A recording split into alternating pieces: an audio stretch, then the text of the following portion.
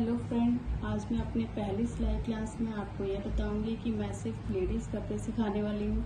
इसमें सभी टाइप के सूट जैसे सिंपल सूट, अस्तर वाला suit, Naira style suit, frock suit, A line suit, सभी टाइप की सलवार, बेल्ट वाली सलवार, पटियाला सलवार, अफगानी, चूड़ीदार, पजामी, सिंपल प्लाजो, सभी टाइप के प्लाजो ये सब सिखाने वाली हूँ। ब्लाउज, पेटीकोट सहित।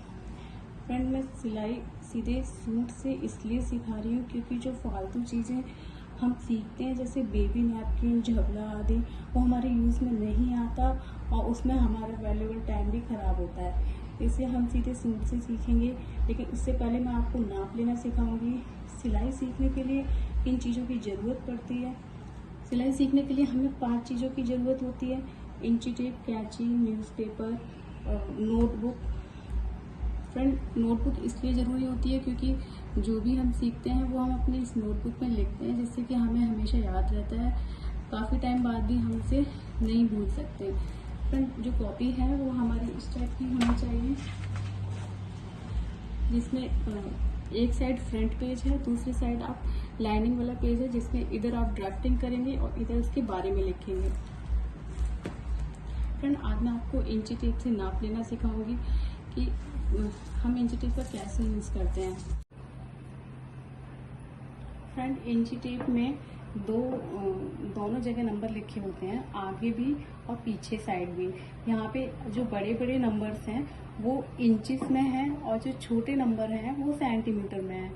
हमें सिलाई में सेंटीमीटर का कोई रोल नहीं होता, हमें सिर्फ इंचिस का यूज़ करना होता है।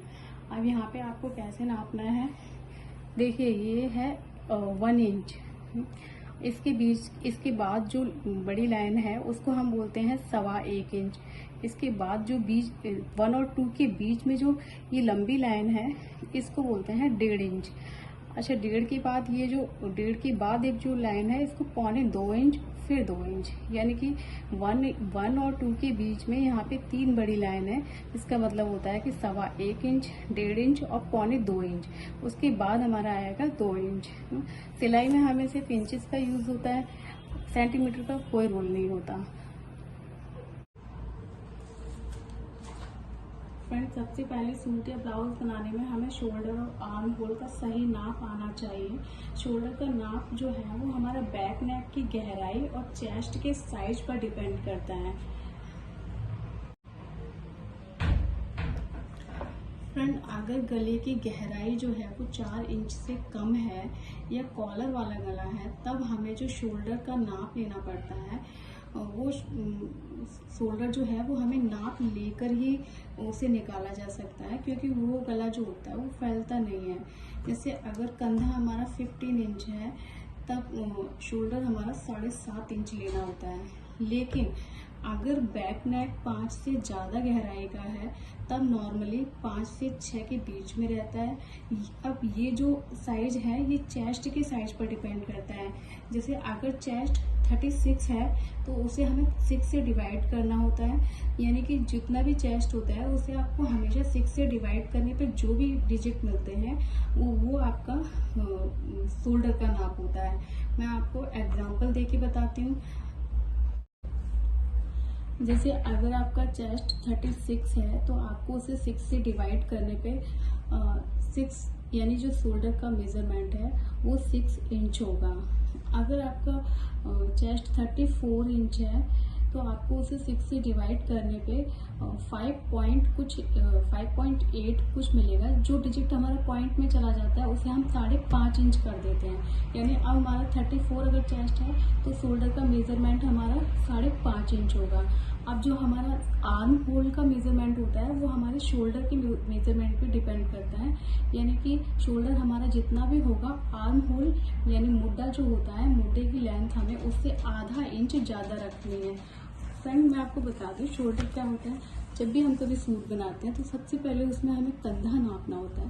कंधा मतलब कंधे को हमेशा हम गले के पीछे से नापते हैं, यानी आपको जो इंची टेप है वो आपको अपने गर्दन के पीछे ले जाके आपको एक कंधे से लेके दूसरे कंधे तक की जो बीच की डिस्टेंस होती है उसको हम शोल्डर बोलते हैं। और ये हमारा 6 इंच तब आता है जब हमारा 36 है चेस्ट हमारा 36 होगा, तो हम उसे 6 से डिवाइड करेंगे तो वो 6 इंच आ जाएगा। लेकिन वो तब होता है जब हमारा जो बैक नेक की गहराई होती है वो आपकी 5 इंच से ज़्यादा हो, और अगर वो आपकी 5 इंच से कम है तो आपको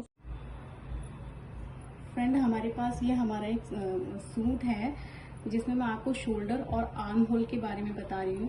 यहाँ पे जो शोल्डर है वो ये इस जगह से लेके यहाँ तक की जो डिस्टेंस है इसको हम शोल्डर बोलते हैं, या तीरा बोलते हैं, या कोई कंधा बोलता है।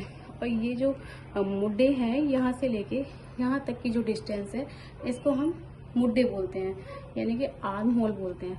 जो आर्म होल होता है वो हमारे शोल्डर पर डिपेंड करता है, यानी शोल्डर जो भी होगा उसका 1/2 इंच ज़्यादा आर्म होल होता है। अच्छा, शोल्डर जो निकालते हैं वो 2 चीज़ों पे डिपेंड करता है कि बैक नेक की गहराई कितनी है और आपका चेस्ट कितना है। चेस्ट के ऊपर तब डिपेंड होता है जब हमारा जो बैक नेक की गहराई है वो 5 इंच से ज़्यादा होती है, क्योंकि उससे जो गला होता है वो आपका यूँ फैलता है। लेकिन अगर 5 इंच से कम है तो गला आपका फैलेगा नहीं, जिसके लिए आपको शोल्डर को नाप कर ही उसका आधा करना होता है। फ्रेंड तो आप समझ गए होंगे कि आर्म होल और हमें शोल्डर कैसे निकालना होता है। तो फ्रेंड आज आप जान चुके होंगे कि आर्म होल और शोल्डर जो हैं वो आपस में कैसे कनेक्ट हैं, और उसके लिए आपको बैक नेक की गहराई का पता होना चाहिए और चेस्ट के साइज का पता होना चाहिए। तो फ्रेंड अगर आपको मेरी वीडियो पसंद आई हो तो प्लीज़ सब्सक्राइब कीजिए ताकि मैं नेक्स्ट वीडियो आप तक पहुंचा सकूं।